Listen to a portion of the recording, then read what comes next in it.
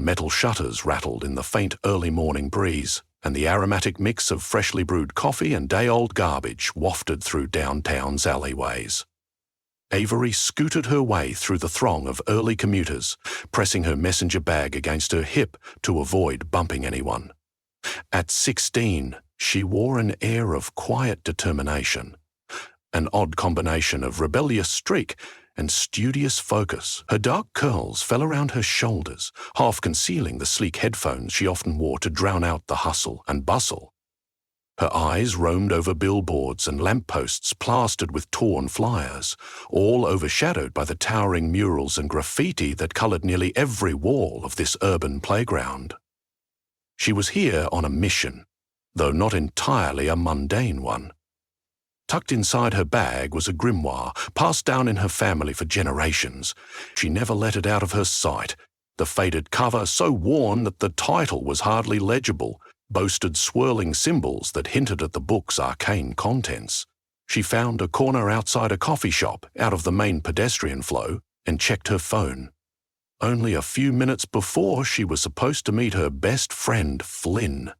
They shared a love of everything unconventional: obscure music, alternative art, and, of course, experimental magic. Avery was especially excited this morning, having discovered something new the night before. While flipping through the grimoire, she had stumbled upon a spell that purported to energize inanimate objects, making them momentarily come alive. She'd been searching for a way to capture the vibrant spirit of street art, to bring it to life for just a moment. In her mind, she pictured dancing doodles, swirling colors, and ephemeral creatures that reflected the soul of the city. She wanted to leave a mark, not just another mural, but something truly alive. It would be the perfect featured piece for her family's annual witches' gathering, proof that she was finally mastering more complex magic. Flynn was late, as usual. Avery tapped her finger anxiously on her phone's case and then flipped open the grimoire for a final check of the instructions. The incantation was straightforward, but the commentary in the margins mentioned it had never been tested on multiple pieces of artwork at once. It was meant for a single painting, not an entire alley's worth of graffiti. Still, Avery was confident, perhaps too confident.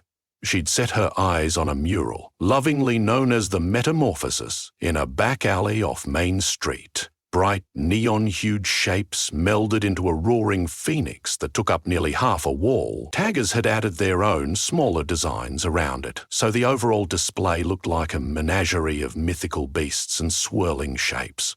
The coffee shop door chimed as Flynn finally emerged, holding 2 cups of steaming hot chocolate. "Morning," he said, slightly breathless. "Got one for you. Hope it cures your nerves. You look ready to bolt." He sported his usual knitted beanie and a paint-splattered jacket. His eyes lit up when Avery showed him the grimoire page. "Ready?" she asked, taking a sip and savoring the rich chocolate flavor that spread warmth through her. "If this works, we'll have something extraordinary on our hands." Flynn nodded. "Let's do it. I can't wait to see it in action." They maneuvered through the pedestrian traffic until they reached the side alley that Avery had picked out. This corner of town was a haven for street artists, some sanctioned, many not. Long ribbons of color overlapped, forming a kaleidoscope of shapes. The large phoenix soared proudly in its painted domain, the shape so lifelike that it almost appeared to ripple under the morning sunlight. Avery placed her hot chocolate on the ground and carefully set the grimoire against the alley wall, propping it open with a small rock. Flynn glanced over her shoulder, whistling softly at the complexity of the spell. "You sure about this? That's a lot of lines and sigils." She rolled her shoulders, exhaling a slow breath. 100%. I've been practicing small bits. I think I can handle it." She pulled out a stick of chalk, carefully drawing the runes that the spell required on the concrete. Beneath her breath, she spoke the incantation, low, melodic tones that reverberated in the narrow space. At first, nothing happened. A faint prickling sensation ran along Avery's arms, and she saw a soft flicker in the corner of her eye. Then, like a wave rippling across the canvas of the city, the colors of the graffiti brightened. She could swear the Phoenix's eyes sparkled with a new intensity. Flynn's breath caught, and he inched closer. Dude, I think it's working. Suddenly, the Phoenix's outline trembled, as if it were composed of hundreds of torn paper pieces fluttering in the wind. The vibrant lines of paint stretched and pushed outward from the wall, writhing like snakes. Patterns separated from the brick, forming swirling ribbons in midair, each glowing with neon life. Avery felt exhilaration surge through her veins. It was working better than she'd even dared imagine. Then, something shifted. A wave of intense, magical pressure slammed into Avery's chest, nearly knocking her backwards. She heard a deep, resonant hum, like the sound of several large bells echoing in a distant valley. The runes she'd drawn on the ground burned brighter, flaring with an angry red glow that hadn't been part of the plan. Avery, what's happening? Flynn's voice cracked with sudden worry. He reached out as if to steady her, but she couldn't answer. Every bone in her body vibrated, and the power she'd set in motion doubled back on itself. She felt it spiraling out of control, feeding on every graffitied surface in sight. In a thunderous rush, the alley exploded with color. The Phoenix soared off the wall, trailing behind it a legion of smaller creatures.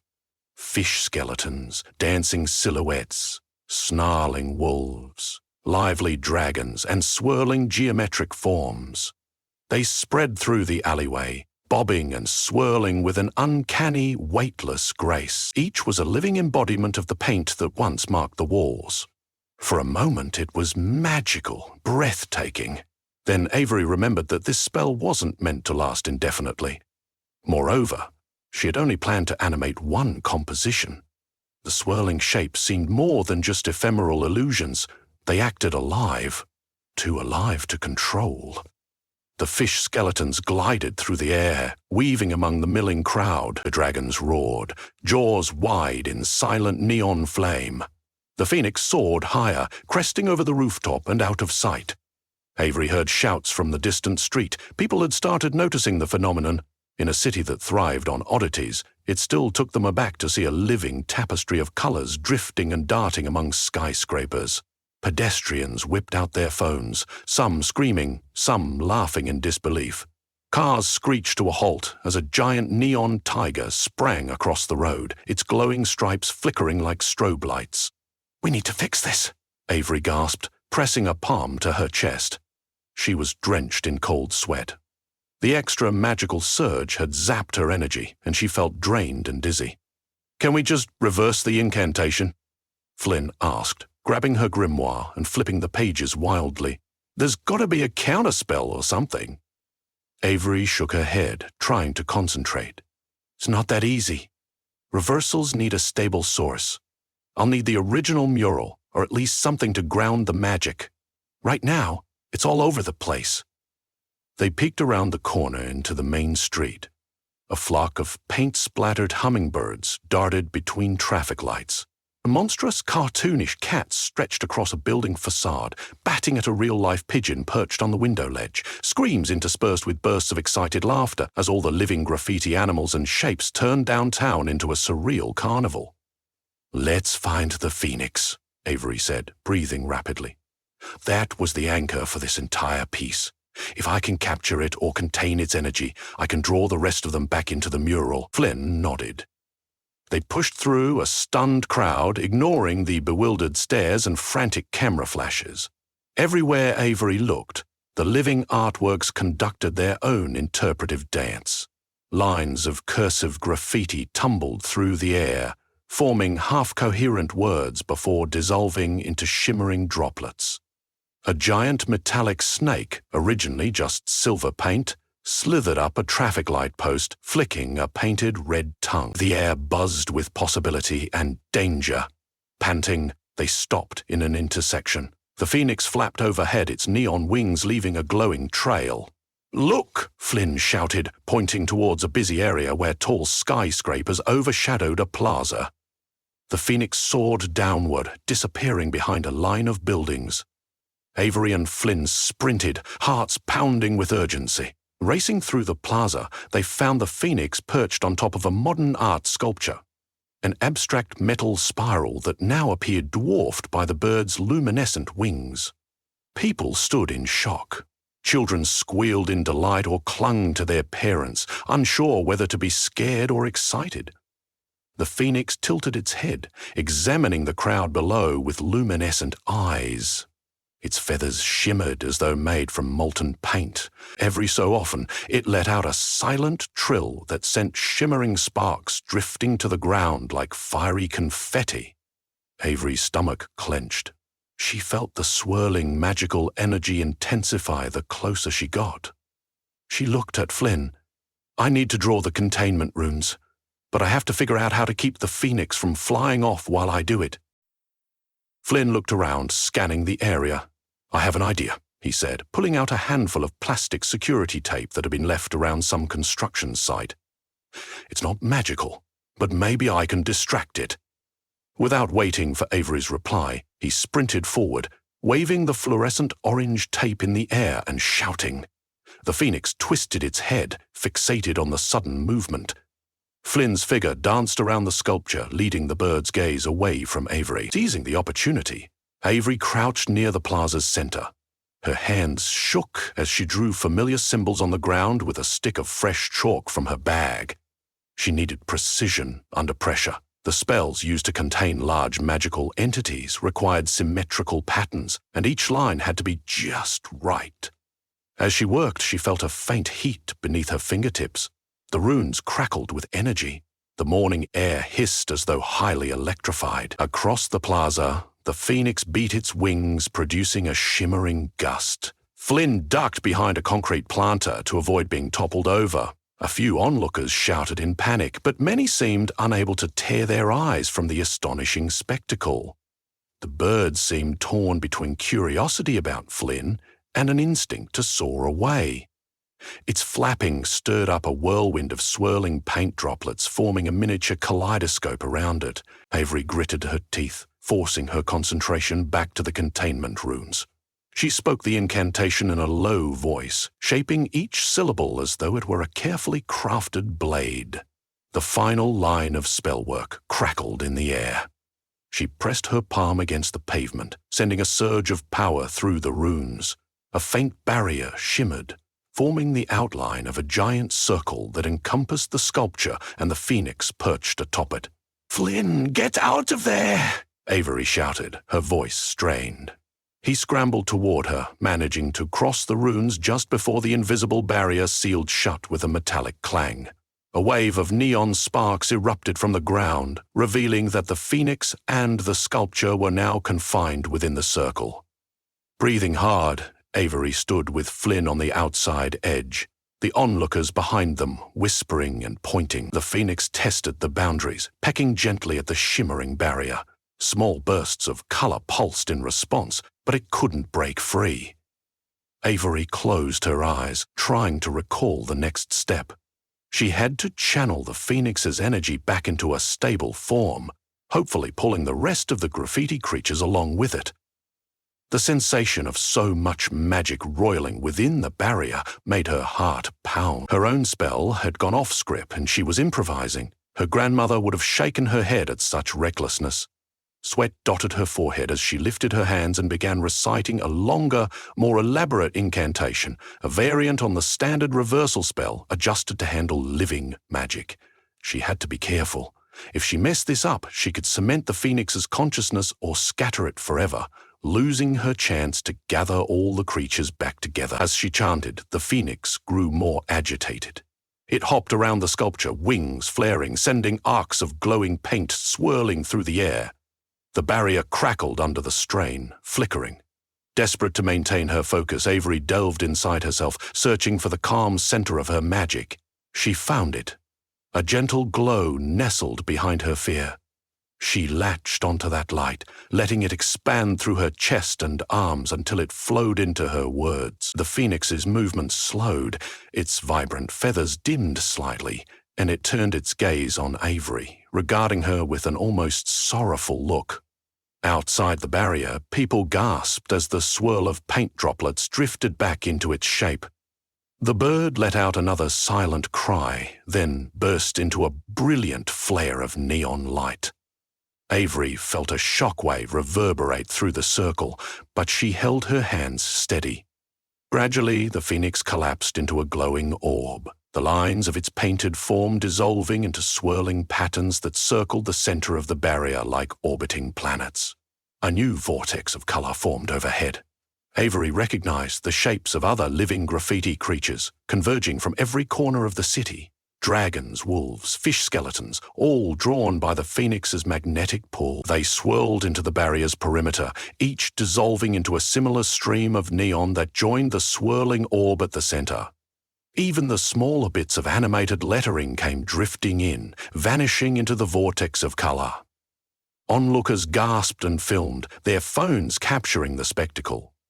The city's chaos softened noticeably as the swirl of living paintings vanished from the streets. Avery tensed, raising her voice to millimeter-precise clarity, finishing the final line of the incantation. The sphere glowed brighter, then blinked out of existence, leaving behind the original mural's paint, which splashed back onto the sculpture in a scattered sprawl of color. The barrier collapsed with a gentle wave, the magical runes on the ground fading into plain chalk once more. The plaza fell silent, except for the hushed murmurs of the crowd. People weren't sure if they should clap, cheer, or run. Avery's heart thudded. She was drenched in sweat, her hair plastered to her neck. Flynn placed a shaky hand on her shoulder, eyes wide. A smattering of applause rose from a small group of spectators who had watched the entire show. A few approached, asking if it was some kind of elaborate performance art. Others waved their phones, excitedly describing what they'd just witnessed to their social media followers. Avery nodded mutely, too exhausted to offer an explanation. The breath of relief that escaped her chest felt like an avalanche of tension sliding away. The city's bustle began to reassert itself. Horns honked, pedestrians hustled to and fro, and a couple of uniformed police officers hurried onto the scene, scanning for any sign of wrongdoing. Flynn, usually the smooth talker, guided Avery quietly around them, avoiding direct question. After a long moment weaving through the dispersing crowd, they found a small bench at the edge of the plaza to collapse onto in relief. She felt drained, as though she'd run a marathon and then tried to solve a complicated puzzle while sprinting. She closed the grimoire in her lap and removed her chalk-stained gloves. Flynn handed her a fresh water bottle from his bag. "That was out of control," he said, breathless yet grinning. "But you did it! You reversed it!" Avery giggled nervously, sipping the water. "I did. I seriously thought it was going to blow up in my face, or overshadow the entire city, but we managed." Her arms still shook a bit, and the adrenaline coursing through her veins made her feel simultaneously elated and exhausted. She tilted her head back, letting the sunlight warm her face. "You realize we almost turned downtown into a living arts zoo," she sighed. "I guess I should have tested it on a single piece of graffiti in a safer environment first." Flynn smirked. "Wouldn't have been as epic, though. Maybe it's a lesson in baby steps when it comes to powerful spells." She nodded. Her grandmother had drilled that wisdom into her head. Never attempt advanced magic without thorough preparation. But Avery's eagerness to prove herself had overshadowed caution. She certainly wouldn't forget this any time soon. She looked down at her grimoire, feeling a mixture of pride and humility. The rebellious part of her bristled at the idea of always playing it safe. Yet she couldn't deny how dangerous it was to experiment so brashly. "Let's see if the mural is back to normal," she said, standing on wobbly legs. Flynn followed her as they traced their steps to the original alley. The once vibrant walls looked less chaotic now, but they retained subtle glimmers of magic, tinny sparks of leftover energy. The phoenix was back where it started, though some of the newer paint from the sculpture in the plaza had merged into its wings, adding an unexpected swirl of color. Flynn ran a hand across the brick. "It's different," he said softly. "It's like a memory of everything that happened is mixed in. It's still normal paint, but there's a shimmer to it. Avery nodded, tracing the phoenix's wing outline with her fingertip. A small jolt of warmth pricked her skin. Part of her was thrilled that a hint of her magic would remain there, hidden in the mural. At least it's calm now, she murmured, stepping back. She realized that even though the city had mostly returned to normal, a few echoes of the living art might still linger around corners and shadows. She hoped that next time, if there was a next time, she'd be prepared to handle it safely. A distant siren wailed, weaving through the skyscrapers. The city never really stood still. "We should head back," she said to Flynn. "I need to rest and come up with a plausible explanation for my parents." "They track magical disturbances like hawks." Flynn grimaced playfully. "Do you think any version of 'it was an accident' will cut it?" Avery laughed, a short burst of sweet relief. "Probably not, but maybe they'll appreciate that I fixed it in the end. I'll deal with that lecture when it comes." They walked on, leaving the alley behind. The sidewalk was dotted with dried paint puddles in odd shapes, remnants of the creatures that had scampered through the city. Pedestrians still buzzed with stories of the living graffiti, sharing videos and pictures. It was bound to become a local urban legend a day when art itself took to the streets. Some would say it was a hoax or an elaborate publicity stunt. Others might insist it was real magic. Avery felt a small thrill knowing that she and Flynn were the only ones who truly knew the answer. As they passed a row of closed shops, a flicker of movement caught her attention. She paused, heart skipping a beat, half expecting a stray painted wolf to lunge out at them. Instead, she saw a faint shimmer dancing along a window display, like the silhouette of a tiny hummingbird formed from leftover paint. It faded into nothing in the blink of an eye. Her lips parted in a slow smile. Maybe some threads of magic were simply too persistent to vanish entirely. Flynn squeezed her arm gently, nudging her onward. They walked in comfortable silence. Every street corner seemed just a little bit changed, as though each wall and sign had gleaned a secret glimpse of another realm for a brief, shining moment. Shadows took on more dimension, and the city's pulse felt vibrant in a new way. Avery realized that, despite the chaos, she was glad that she had tried something bold. It wouldn't be the last time she stretched her magical capabilities, though hopefully next time with a safer margin of error. When they finally reached a quieter residential block, the noise and clamor of downtown had faded into the background. Avery looked up at the row houses carved in neat lines, each with small stoops and tidy front yards. She lived in one of them, the third on the left, with a potted plant that always seemed to flourish a bit more than the others. She suspected her mother's daily enchantments had something to do with that. They stopped at her door. Flynn cleared his throat. "Guess this is where I leave you to deal with the explanation, huh?" She nodded, the tension returning slightly. "I guess so. Thanks for sticking with me today." He gave a grin. "Any time. Let me know how it goes. And if your parents ground you for the rest of your teenage years." Avery returned the grin. She pushed open the door and stepped into the living room, her heart pounding. Before her father could even speak, she started her confession, stumbling through an explanation of how her attempt to animate a mural had turned into a citywide magical incident. She left out no details: lessons learned, near disasters averted, and the final success of containing the crisis. Her parents listened in stern silence, and for a moment, Avery wished she was still out on the streets, chasing neon dragons instead of facing their disappointment. But then her mother let out a small sigh of relief, and her father shook his head, half in exasperation, half in admiration. They scolded her for her recklessness, of course, reminding her of the responsibility that came with power. Yet there was also a flicker of pride in their eyes that Avery couldn't ignore. She had made a mistake, yes, but she had corrected it under impossible pressure. That had to count for something. Late that night, alone in her room, she ran a hand lovingly over the battered grimoire's cover. A lot of possibilities stirred within those pages. Spells she might be ready for one day. Incantations she might never dare to attempt. The day's events replayed in her mind. The The phoenix bursting forth, the swirl of living graffiti, the shouts of awe and terror, even the memory of the shimmering barrier, fragile yet somehow holding everything together, made her heart flutter. She closed the book gently. No matter how unnerving the experience had been, she'd learned more about magic in a few hours than she had in weeks of careful study. She reflected on the way color and life had merged to create something extraordinary, albeit briefly.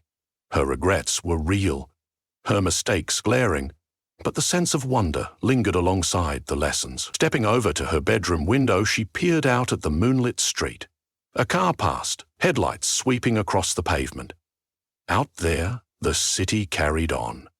She wondered how many people were trading stories right now about the day downtown became a carnival of living art. She wondered if, in the future, they'd see stray sparks of paint dancing in the wind and recall this impossible spectacle. Avery quietly breathed in the nighttime air. She felt that swirl of possibility humming inside her, not so different from the vibrant swirl of paint that had taken flight earlier. One day, she hoped, she'd learn to harness that magic with skill rather than stumbling luck.